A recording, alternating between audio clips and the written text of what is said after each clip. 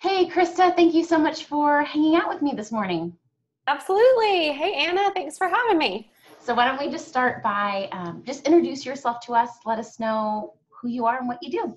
Yeah, absolutely. So I'm Krista Khan, and I help women entrepreneurs find simple success in their business by, leveraging their time and creating, systems and processes that allow them to scale and grow their business with ease. I love that. So why don't you take us back to before we even started working together last summer? Tell us a snapshot of where you were at, because you already had a successful, profitable business. You were already rocking it. But let us know a snapshot of where you were at. Yeah. So I really kind of started once I went into kind of the more business side of my business, I started doing a lot of kind of done for you stuff for clients, getting in there and actually creating the systems and processes, or actually not just strategy for social media, but actually scheduling social media for clients. So what I like to term a lot of done for you work. And then over the last year, I've really kind of shifted into a lot more strategy, coaching kind of other people to implement the systems rather than actually doing that myself. Yes, and that for there, I'm sure there are many people watching who are in that boat who are doing more done for you stuff and want to leverage their time more by doing more strategy or coaching or consulting. When you think about that journey, that brave, messy journey of getting there, what were some of the breakthrough moments that really helped you transition? Um, well, really working with you, Anna, was one of them because I think one thing that we tend to do is second guess ourselves a lot and maybe not have that confidence. So I will say that kind of thought was in the back of my head for a little while, and I just kind of let it simmer. And then I really started to face that head on and kind of do some more journaling and working with that, talking even to, at that point, I just have one team member and saying, the done for you is great, but we just don't have the time to take on more clients.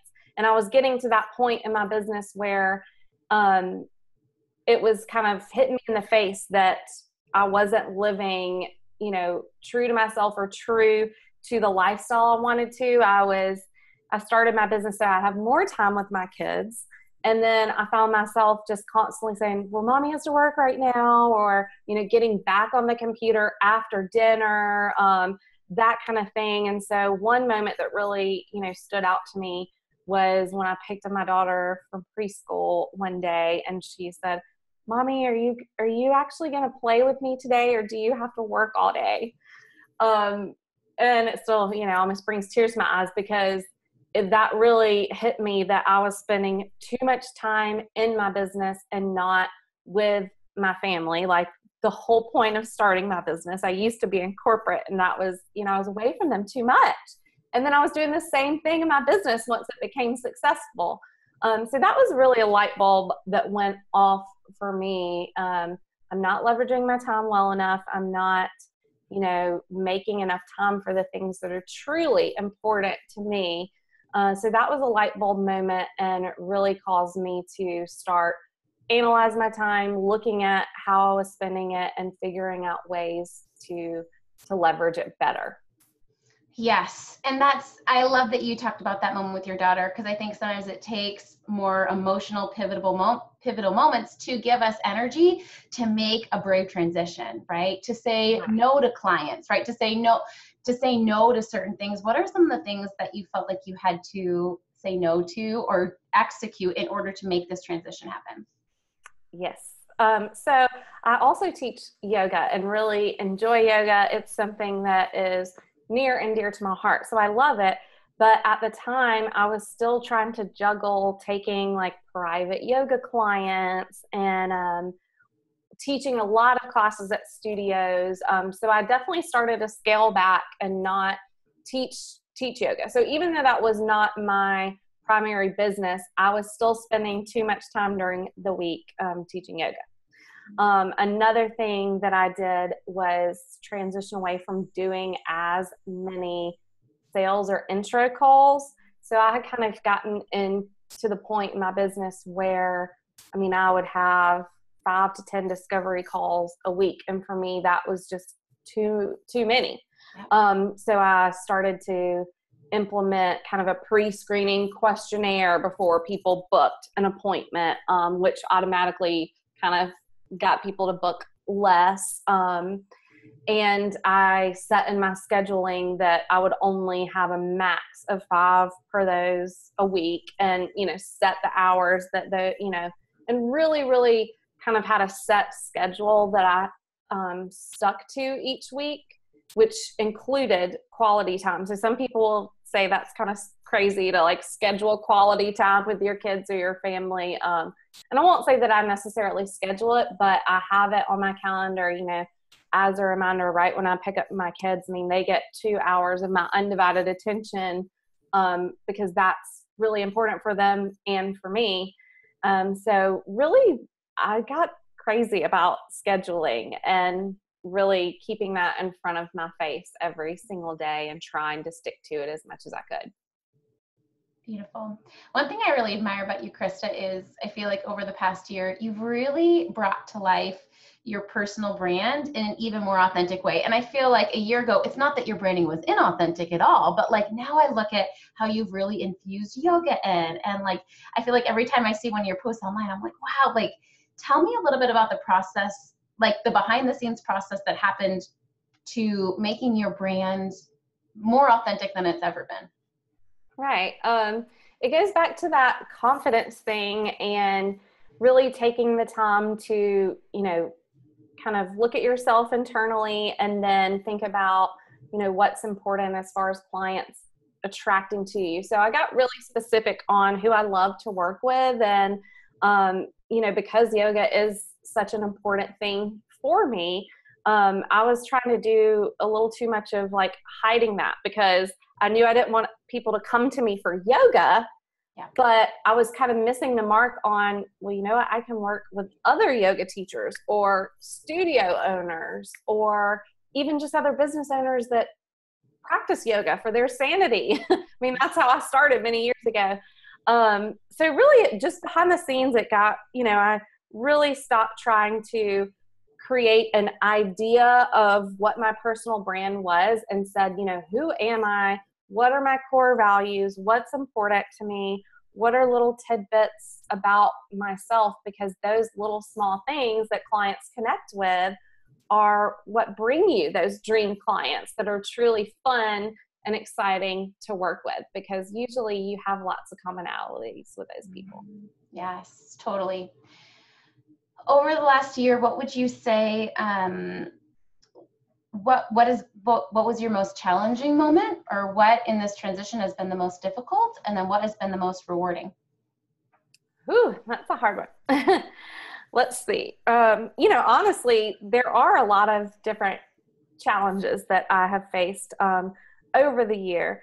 And when I say challenges, I guess it's kind of like challenges and shifts. So I've made a lot of mini shifts that at the time felt scary, or, I didn't always have full confidence that shift was going to work. Yeah. But what I learned through that is sometimes it doesn't work, and that's okay too, because you learn that that's not the direction that you want to go in. So, one thing that was challenging for me is that a client and a close, friend had a tragic loss. And at that point, I was really busy in my own business. But it was really important for me. Like I said, I was kind of having these light bulb moments of, the people that are important to me, I want to be there for them too. I am truly a heart-centered entrepreneur. And so, I took the time to leverage my team more so that I could step in and help her in her business when she wasn't able to, because that was something that was really important to me. In that process, it kind of delayed some things that I was wanting to launch, and I was really trying to kind of go for more of a group program that I was working on. And that just wasn't working because I was trying to force what I thought I wanted to do. And that was really challenging. And I had a lot of like questioning myself of, have I just gone in the wrong direction in my business? What's happening? But I took the time to ask my audience.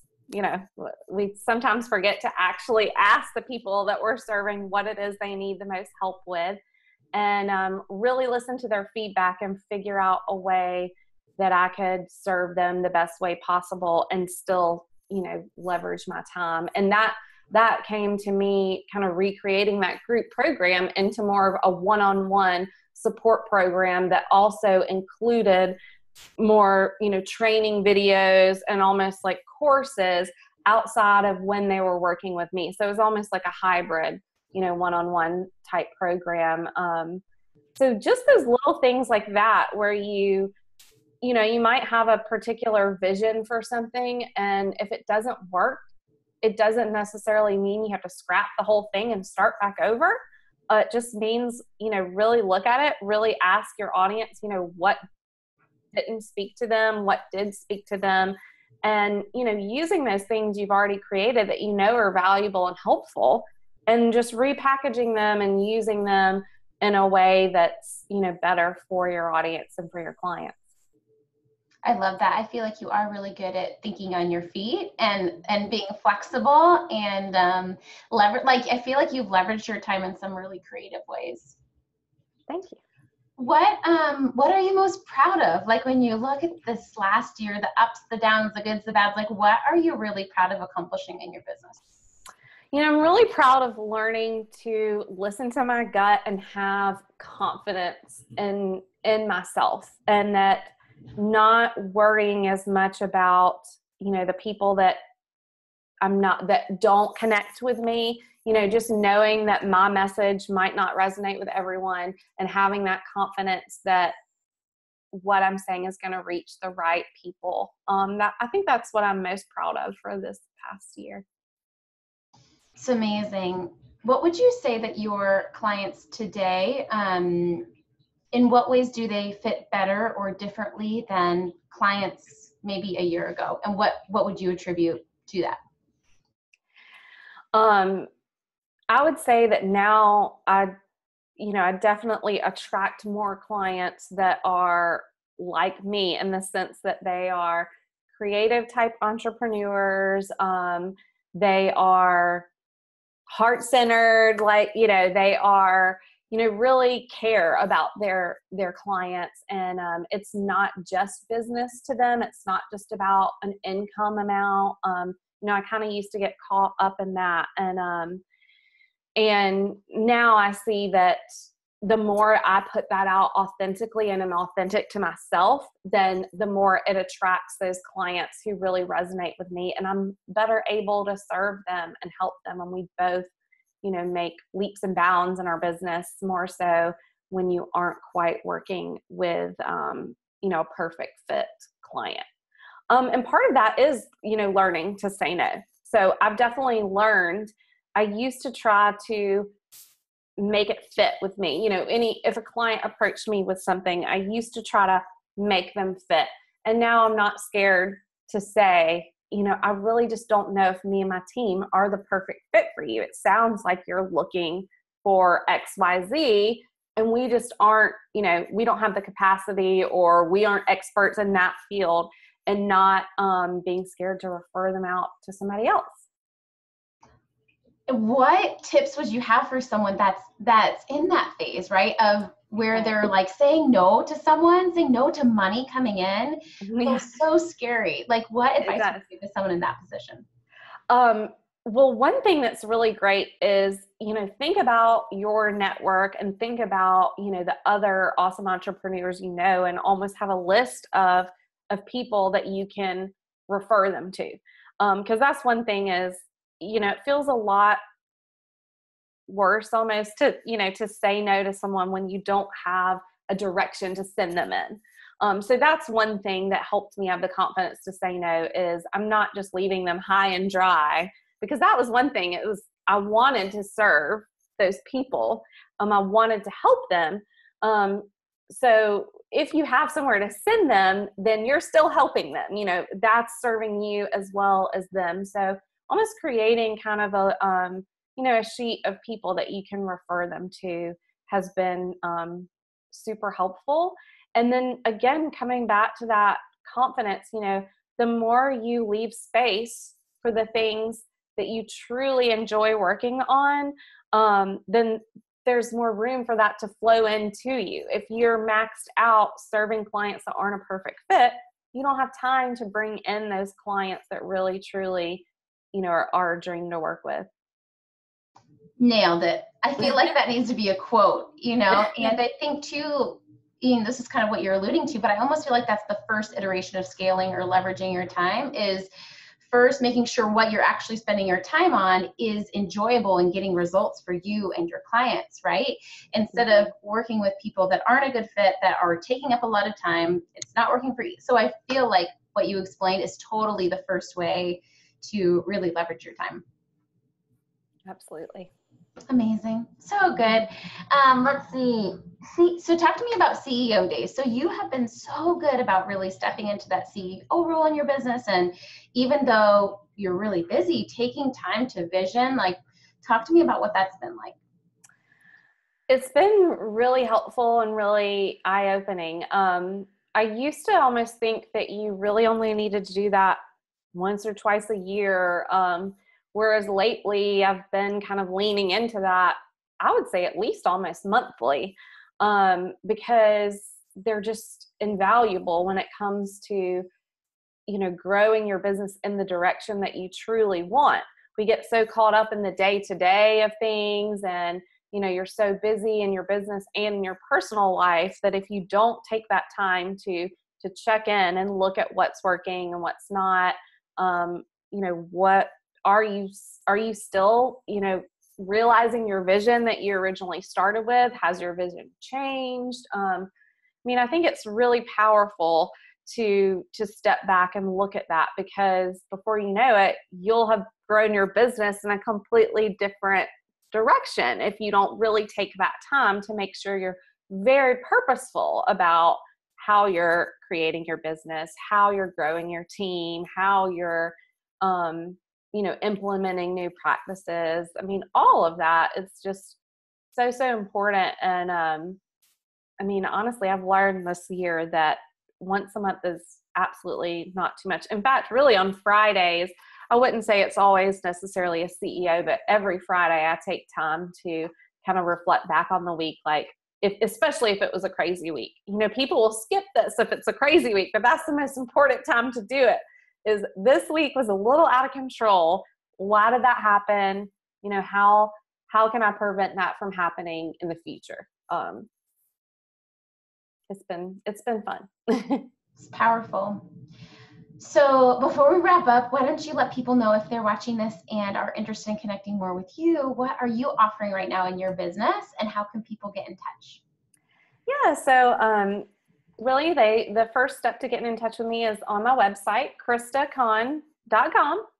So step in there. I'm doing a lot of fun, exciting things with marketing sales funnels right now, with Facebook ads. So really working with women that want to scale and grow their business in a powerful way, as far as targeting those specific dream clients that they want to work with.